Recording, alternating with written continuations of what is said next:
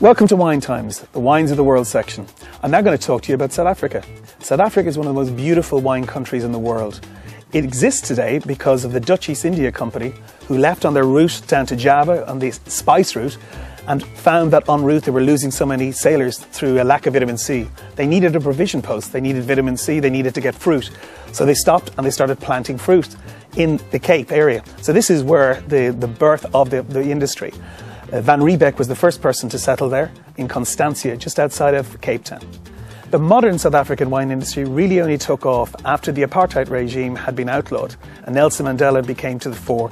Once that happened, many markets in the world embraced South African wines and the styles that they can produce.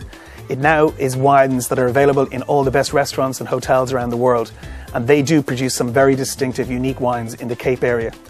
Some of the most beautiful vineyard areas in the world are centred just outside of Cape Town and has become a huge tourist destination, and also has been put on the map by the most recent World Cup, which they did a superb job of. The Cape winelands are absolutely stunning. Taking root from the west coast, Groenkloof produces some of the most aromatic Sauvignon Blancs in the country. Moving inland to the university town of Stellenbosch, which is the centre of wine studies, and Paarl and Franschhoek, where the Huguenots settled, producing some of the great Pinotages and Syrahs of the region. Then moving to the coastal area, you have some Pinot Noir in the Walker Bay Hermanus area because it's cooler by the ocean. Finally, moving inland, Robertson produces some fantastic Chardonnays.